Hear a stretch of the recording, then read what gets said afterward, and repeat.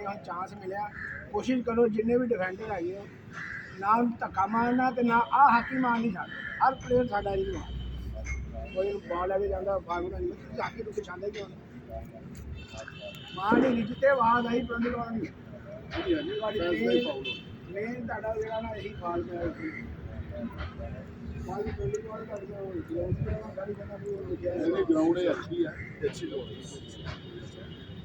ਕੋਸ਼ਿਸ਼ ਕਰੋ ਤੁਹਾਡੇ ਕੋਲ ਨਾਲ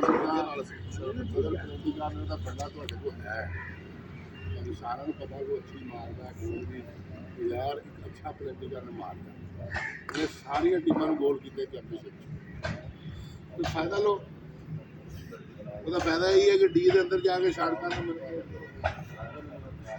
ਤੁਹਾਨੂੰ 7-8 ਪਲੇਅਰਾਂ ਨੂੰ ਮਿਲਣੇ ਚਾਹੀਦੇ ਹਰ ਮੈਚ ਦੇ ਵਿੱਚ ਗੋਲ ਕਰਾ ਲਓ ਹਾਕੀ ਇੰਜ ਮਾਰਦੇ ਹੋ ਇੰਜ ਨਹੀਂ ਮਾਰਨੀ ਹਾਕੀ ਤੁਸੀਂ ਪਛਾਣੀ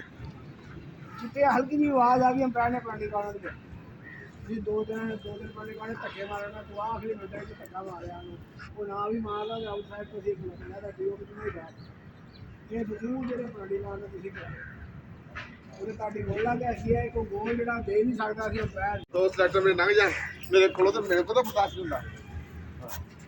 ਠੀਕ ਹੋ ਮੈਂ ਤਾਂ ਕੰਮ ਤੇ ਬਸ ਮੈਂ ਗੱਲ ਕਰਨੀ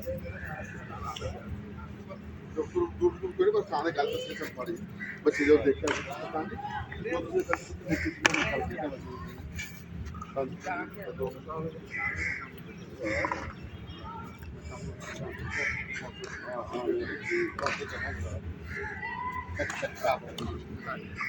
ਹਾਂਜੀ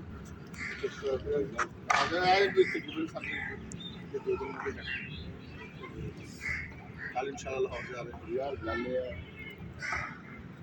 तो तेरे गोरे में बड़ी देर बाद को मौका मिला अपने आप में शो करने का ना मौका मिला जब मेहरबानी करना है मौके में जाया ना करना अच्छा खेलो देखो हार जीत जी है ना वो अल्लाह के हाथ ना ਤੁਹਾਡੇ ਹੱਥ ਜਾਂ ਨਾ ਮੇਰੇ ਨਾਲ ਹਾਲਤ ਖਰਾਬ ਨਾ ਕਿਸੇ ਜਾਂ ਦੋ ਜੀ ਤੁਹਾਨੂੰ ਲਾਤੇ ਜਾਣ ਬਸ ਕੀ ਬਸ ਜਿਹੜੀ ਮਿਹਨਤ ਜਾਂ ਕੋਸ਼ਿਸ਼ ਕਰਨੀ ਜਿੰਨੀ ਕੋਸ਼ਿਸ਼ ਹੋ ਸਕਦੀ ਜਿੰਨੀ ਮਿਹਨਤ ਕਰਾਉਣ ਹੋ ਸਕਦੀ ਹੁੰਦੀ ਕਮਰੇ ਜੋ ਹਰ ਕੇ ਨਹੀਂ ਜਾਣਾ ਹੁੰਦਾ ਮਸਲਾ ਪਾਕਿਸਤਾਨ ਦਾ ਬਣਿਆ ਹੋਇਆ ਕਿ ਅਸੀਂ ਪਹਿਲੇ ਹੀ ਕਮਰੇ 'ਚ ਹੀ ਹਰ ਗਏ